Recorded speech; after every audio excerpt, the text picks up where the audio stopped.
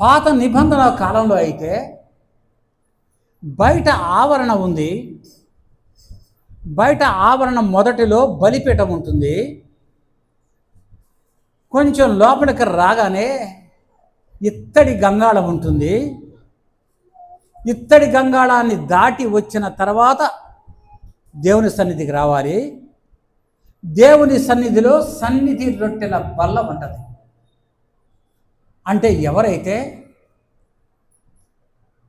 దహన పాప క్షమాపణ కొరకు దహన బలిగా పశువుల్లో వాళ్ళ యొక్క దేవునితో నేను అది ఇస్తాను ఇది ఇస్తానని ఒప్పుకున్న వాళ్ళు ఉంటారు చూసారా, ప్రమాణం చేసుకున్న వాళ్ళు అన్యులు కావచ్చు.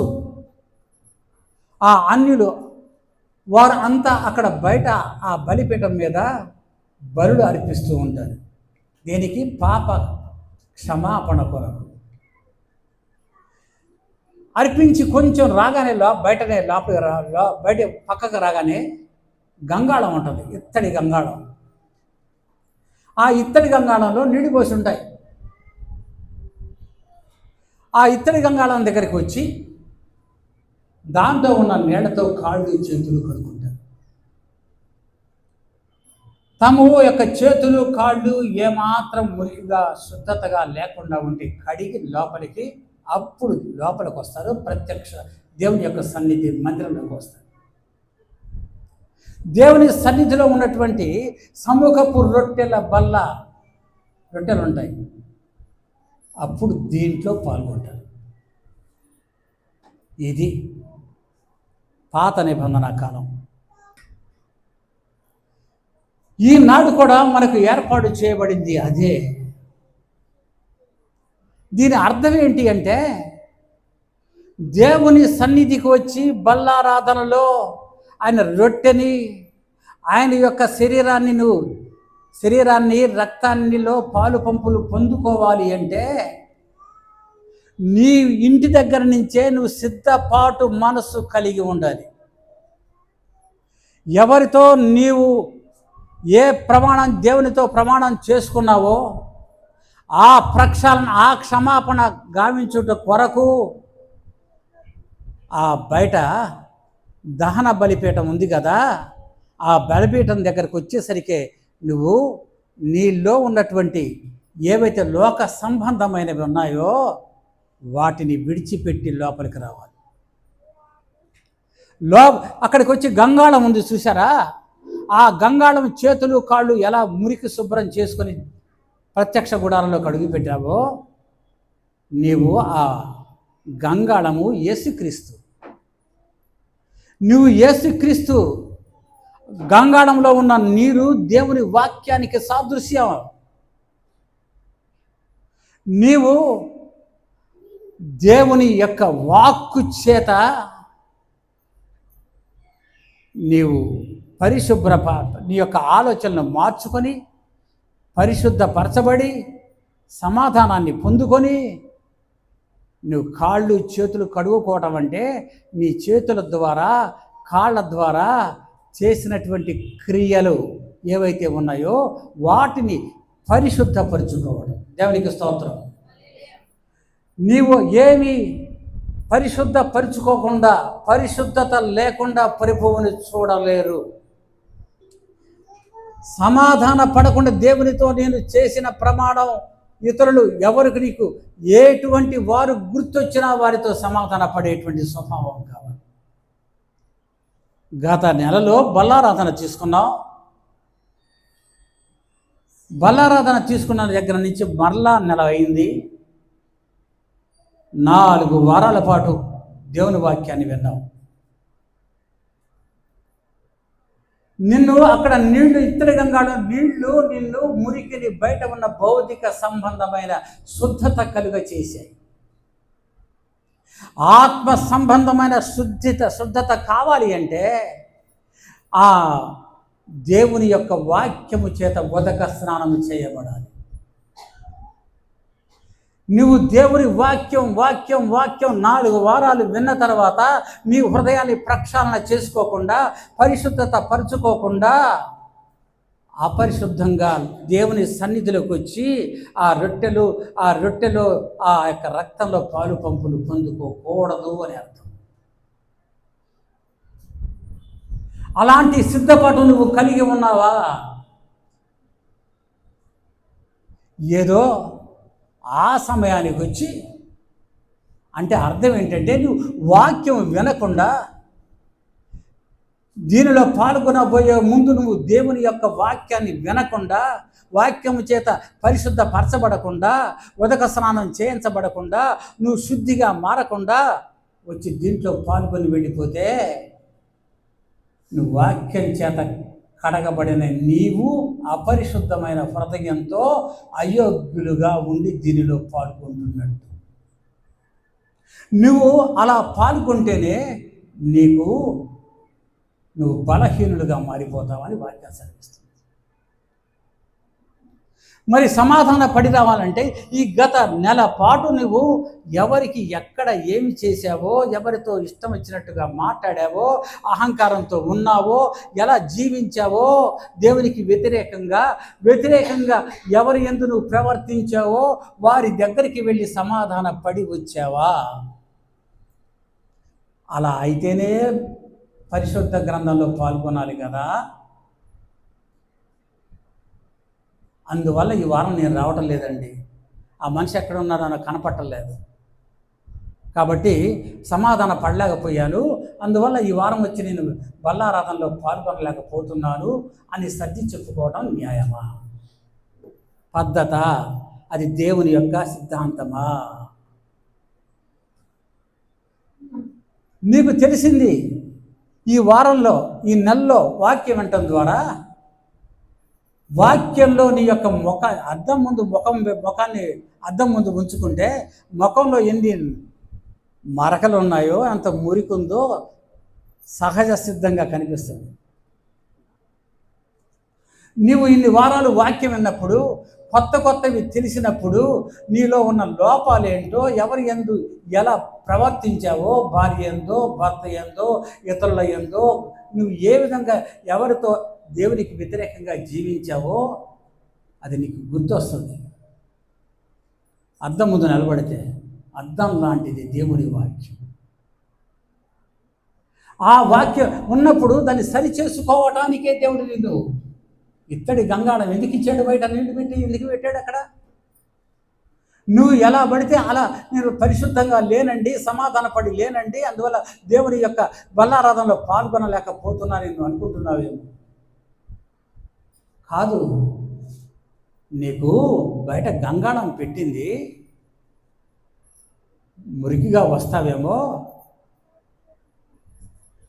ఏవి అయోగ్యంగా వస్తావేమో, కడుక్కోవడానికే అక్కడ పెట్టింది దేవుని వాక్యం. దేవుని వాక్యం ముందు నీకు బోధిస్తుంది. కారణం ఏంటి అంటే, నిన్ను యోగ్యులుగా మార్చి ఏ విషయాలు లేదు, సమాధానం లేదు, సమాధాన పడినట్లుగా చేసి, ఆ పశ్చాత్తాప పడినట్టుగా చేసి, మారు మనసు పొందినట్టుగా చేసి, దీంట్లో తిరిగి పాలు పంపులు పొందుకోవటానికే మనల్ని ఏర్పాటు చేసి. కొంతమంది ఉంటారు కాబట్టి కొన్ని పద్ధతుల్లో ఉన్నాం కాబట్టి బల్లారాధనలో ఈ వారం పాల్గొనము అని. అంటే దీన్ని బట్టి మనకి ఏంటి అర్థమవుతుంది అంటే, దేవుని వాక్యాన్ని బల్లారాధనలో పాల్గొనడానికి ముందు దేవుని వాక్యాన్ని విని సరి చేసుకోకుండా దేవుని బల్లారాధనలో పాల్గొనకూడదు. వాక్యం వినకుండా పాల్గొనకూడదు. కాళ్ళు కడగకుండా పరిశుద్ధ స్థలంలోకి వచ్చి సముఖపు రొట్టెల బల్ల తినకూడదు. వాక్యాన్ని వినకుండా ముందు వచ్చి డైరెక్ట్గా వచ్చి ఇది స్వర్గానికి, ఇదే నిత్య జీవానికి వెళ్ళిపోవచ్చు కదా అని లాస్ట్ మినిట్లో వచ్చి తీసుకుంటానంటే కుదరదు. ఒకవేళ మిమ్మల్ని అడ్డు పెట్టే ప్రసక్తి కూడా మాకు ఉండదు. మేము కూడా ఏమంటాం, మీరు బాప్టిజం తీసుకున్నారు కదండి ఇవ్వండి అంటాం. మీ లోపాలు తెలిసినప్పటికీ మీకు అడ్డు చెప్పడం మాకు సంబంధించింది కాదు. దేవుడు అక్కడ ఎందుకు ఈ బల్లారాధనలో అలాంటప్పుడు బల్లారాధనలో పాల్గొనడం ఎలా, సమాధాన పాడటం ఎలా? సమాధాన పడడం అంటే నువ్వు మరి దేవునికి వ్యతిరేకంగా ప్రవర్తించి హింస పెట్టావు, బాధ పెట్టావు. అవి నీకు గుర్తొచ్చినప్పుడు ఒక మనిషి దగ్గరికి వెళ్ళి క్షమాపణ చెప్పావు. సమాధానం అంటే ఆ మనిషి నీకు దొరకలేదు, కనపడలేదు. ఎప్పుడు నువ్వు ప్రయత్నం చేస్తావు? నీకు వాక్యం గత 3 వారాలు 4 వారాలు వాక్యం విన్నప్పుడు అంతకుముందు తప్పని తెలియదు, తప్పని ప్రవర్తించింది తప్పని తెలిసింది. తప్పని తెలిసినప్పుడు ఆ వ్యక్తి దగ్గరికి వెళ్ళి క్షమాపణ కొరకు వెళ్తావు. ఆ వెళ్ళినప్పుడు ఆ మనిషి నీకు దొరకడు, లేకపోతే ఇక్కడ ఉన్నాడు. కొన్ని సంవత్సరాల తర్వాత అతనికి నీవు చేసిన తప్పుకి సమాధానం దేవుడు వాక్యం ద్వారా మాట్లాడినప్పుడు అన్ని సంవత్సరాల తర్వాత ఆ మనిషి ఇక్కడ ఉండొచ్చు, లేకపోవచ్చు, చనిపోయి ఉండొచ్చు. సమాధానం ఎలా పడతావు? అందుకని ఇక్కడ వాక్యం ఏమిస్తుంది అంటే, సమాధానమును పరిశుద్ధతయు కలిగి ఉండుటకు ప్రయత్నించుడి. ప్రయత్నం చేయి. అతను తిరిగితే సమాధానం పడు.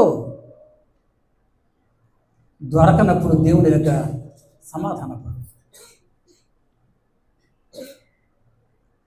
ఆ మనిషిని ఒకవేళ వెళ్ళినప్పటికీ కూడా సమాధాన పడదామని వెళ్ళినప్పుడు, క్షమించమని అడగటానికి వెళ్ళినప్పుడు ఆ మనిషి క్షమించడానికి ఇష్టం లేకపోయి కూడా ఉండవచ్చు.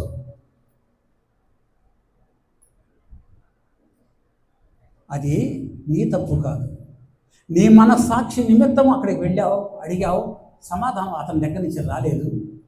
దేవుని దగ్గర నుంచి సమాధానం పొందుకుంటాం. దేవునికి స్తోత్రం కలుగుతుంది. కొంతమంది వివాహ సమయంలో మాత్రమే బలారాధన తీసుకుంటారు. దేవుని యొక్క వివాహం చెయ్యాలని కోరిక. ఆ రోజే కొత్త దంపతులకు ముందు రోజు అదే రోజు వారికి బాప్టిజం ఇచ్చి బల్లారాధన ఇచ్చి మీరు ఏక శరీరులుగా ఏకాత్మనుగా కలిగి జీవించండి అని పాస్టర్ గారు ఆశీర్వదించి బల్లారాధన ఇస్తాడు కదా. అది కరెక్టా? నీవు మారు మనసు లేకుండా, అంటే దేవుని యొక్క వాక్యము చేత ఉదక స్నానం కలగకుండా, నీవు మారు మనసు లేకుండా, పశ్చాత్తాప పడకుండా, పాపాన్ని ఒప్పుకోకుండా రక్షణ పొందుకోవడం సాధ్యమా? రక్షణ పొందిన వారికి మాత్రమే బల్లారాధనలో అర్హత. ఆ రోజు వాళ్ళకి ఇచ్చి మీరు రక్షణ పొందుకోండి. రక్షణ పొందుకోవాలంటే ఏం కావాలి? మారు మనస్సు కావాలి, తప్పు అని గ్రహింపు కావాలి, పశ్చాత్తాపడాలి, దేవుని దగ్గర పాప క్షమాపణకు వేడుకోవాలి. ఆ పాప క్షమాపణకు వేడుకున్న తర్వాత నీవు నమ్మి బాప్టిజం పొందాలి. అప్పుడు నమ్మి బాప్టిజం పొందిన వాడు రక్షింపబడును. 16:16 ఉంటుంది. నమ్మి బాప్టిజము పొందినవాడు రక్షింపబడినవాడు. ఆ రక్షించబడినవాడు మాత్రమే, అంటే రక్షింపబడాలంటే మారు మనసు, పాప క్షమాపణ, పాపపు ఒప్పుకోలు, దేవుడు పొందుకున్న తర్వాత బాప్టిజం, ఈ 4 కార్యక్రమాలు అయిన తర్వాత మాత్రమే దీంట్లో పాల్గొనాలి. ఎప్పుడు పడితే అప్పుడు, ఎక్కడ పడితే అక్కడ ఇవ్వమని కూడా, బల్లారాధన ఇవ్వమని కూడా లేదు. ఎవరికి పడితే వాడికి బల్లారాధన ఇవ్వమని ఎక్కడా లేదు. ఇక అది కాకుండా నీ ఇష్టం వచ్చినట్టుగా తీసుకుంటానంటే అది నీ ఇష్టమే. కాబట్టి అది తీర్పు దేవునికి ఇష్టం, దేవుని ఇష్టం ఎలా ఉంటుంది అనేది. కాబట్టి సమాధానంతో ఉండాలి. సమాధానం దేవుని దగ్గర రావాలి అంటే 4 చెప్పిన కండిషన్స్ ద్వారా పొందుకోవాలి. నువ్వు ఎందుకు బల్లారాధనలో పాల్గొనాలి? మరొక ప్రశ్న నీకు రావచ్చు. ఎవరు పాల్గొనాలో చెప్పాను నేను. ఇత్తడి గంగాళంలో నీటిస్తున్న అక్కడ గంగాళ కాళ్ళు చేతులు కడుగుకున్నట్టుగా బల్లారాధనలో పాల్గొనక ముందే, వాళ్ళ దగ్గరికి రాకముందే కాళ్ళు చేతులు కడుక్కున్నట్టుగా దేవుని వాక్యము చేత ఉదక స్నానం గావించబడ్డ తర్వాత వాక్యం విని మారు మనసు ఈ నెలలో చేసిన పాపపు పనులు, అబద్ధ జీవితాలు అవన్నీ సరిచేసుకోకుండా, దేవునితో సమాధాన పడకుండా, ఆ మనుషులతో సమాధాన పడకుండా నువ్వు దీంట్లో పాల్గొనకూడదు అనే వాక్యం. దేనికి ఇవన్నీ ఎందుకు చేయాలి? దీంట్లో పాల్గొనడం వల్ల ఏ ఆశీర్వాదాలు పొందటానికి నువ్వు వచ్చావో ఇక్కడ దాన్ని తిని తాగటం వల్ల దేవుడు నీకు ఏం ఆజ్ఞ ఇస్తున్నాడో చదువుదాం. మొదటి కొరింథీయులకు రాసిన పత్రిక 11వ అధ్యాయము 24వ వచనము నుంచి 153. దానిని విరిచి ఇది మీ కొరకైన నా శరీరము, నన్ను జ్ఞాపకము చేసుకొనుటకై దీనిని చేయుడని చెప్పాను. ఆ ప్రకారమే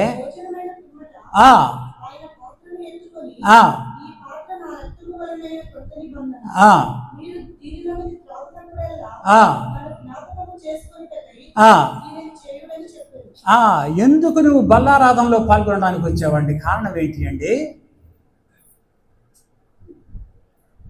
ఏ ఆశీర్వాదాలు పొందాలని వచ్చావు? ఏదో ఆశ కొద్ది వచ్చి ఉంటావు. నీకు మొదటగా విధించినటువంటి ఒక ఆజ్ఞ ఏంటి అంటే, నువ్వు ఇక్కడికి వచ్చింది శరీరాన్ని తిని దాన్ని జ్ఞాపకము చేసుకొనడానికి రావాలి అంటున్నాడు. అంటే అక్కడ చూడండి, దాన్ని విరిచి నా శరీరము నన్ను జ్ఞాపకము చేసుకొనుటకై దీనిని చేయుడి కదా. కాబట్టి శరీరాన్ని జ్ఞాపకం చేసుకోండి. ఏ విధంగా ముక్కలుగా, ఏ విధంగా రక్తంతో కూడిన శరీరంగా మార్చబడిందో, దేనికి మార్చబడింది? మానవ ప్రపంచ పాప ప్రక్షాళన కలిగించుటకు నా శరీరం ద్వారా శరీరం ముక్కలు చేయబడింది. నా శరీరం ముక్కలు చేయబడింది మీ మనను పాప క్షమాపణ నుంచి విమోచించటానికి అన్నది జ్ఞాపకం చేసుకోవడానికి బలారాధనలో పాల్గొనండి.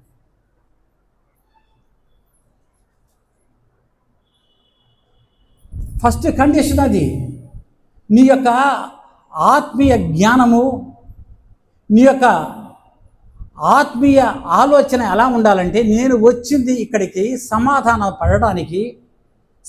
పడ్డాను, వాక్యం విన్నాను, సరిచేసుకున్నాను, పశ్చాత్తాపడ్డాను, బాప్టిజం తీసుకున్నాను, ఇప్పుడు నేను దీంట్లో పాల్గొనడానికి వచ్చాను. ఈ శరీరాన్ని నేను ఇప్పుడు తింటుంది, నేను పరిశుద్ధతలో కలిగి ఉన్నాను కాబట్టి పరిశుద్ధత కలిగిన ఆయన శరీరంలో పాలు పంపును పొందుకుంటున్నాను. నేను ఆయన శరీరాన్ని జ్ఞాపకం చేసుకోవడానికి తింటున్నా. రెండవది, ఆయన కాచిన రక్తము క్రొత్త నిబంధన రక్తం, అనేకుల పాపుల కొరకు చిందించబడిన రక్తం. అది ఆ రక్తం మామూలు రక్తం కాదు, అది అనేకుల పాపుల కొరకు చిందించబడిన రక్తం. ఆ రక్తంలో కడుగబడ్డావు. కడుగబడిన నీవు బలారాధనలో ఆయన యొక్క రక్తాన్ని పుచ్చుకుంటున్నావు. ఈ పుచ్చుకుంటుంది కడుగబడిన ఆయన నా కొరకు చిందించిన రక్తము ఇది అని ఆయన జ్ఞాపకం చేసుకుంటూ దీంట్లో పాల్గొంటున్నాను. జ్ఞాపకం చేసుకోవడానికి దీంట్లో పాల్గొంటున్నాను. మూడవది 26వ వచనం, మీరు ఈ రొట్టెను తిని తాగునప్పుడల్లా ప్రభు వచ్చు వరకు, అది మూడవ కారణం. అది నీవు ప్రభు యొక్క రక్తంలో పాల్గొన్నావు, రొట్టెలో పాల్గొన్నావు, శరీరంలో పాల్గొన్నావు. నువ్వు తిన్నంత కాలం, దీంట్లో పాలు పప్పులు పొందుకున్నంత కాలం ఆయన మరణాన్ని ప్రచురించడం, ఆయన మరణాన్ని ఇతరులకు తెలియచేయడం, ఎందుకొరకు మరణించాడు? దేని కొరకు మరణించాడు? పాప క్షమాపణ నుంచి విమోచించడానికి, పరిశుద్ధతలో జీవించడానికి, ఆయనతో సదాకాలము జీవించి నిత్య జీవాన్ని పొందుకోవడానికి. మరణాన్ని ప్రచురించడం అంటే అది అర్థం. మరణించింది మనకు నిత్య జీవాన్ని ఇవ్వడానికి. ఆమేన్.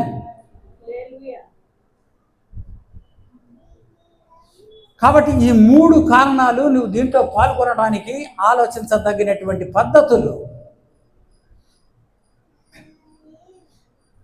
తర్వాత అంటున్నాడు కదా, మీరు ఈ పాత్రలోనిది తిని త్రాగున్నప్పుడల్లా ప్రభు వచ్చే వరకు మరణమును ప్రచురించుదురు.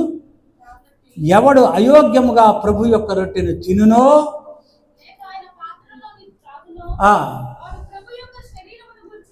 అవును. అంటే అర్థం ఏంటి? ఎవరు అయోగ్యముగా దీంట్లో పాల్గొంటున్నావో అని అంటున్నాడు. అంటే యోగ్యంగా దీంట్లో పాల్గొంటున్నామా అయోగ్యంగా పాల్గొంటున్నామా అనేది ఎవరికి తెలుస్తుంది?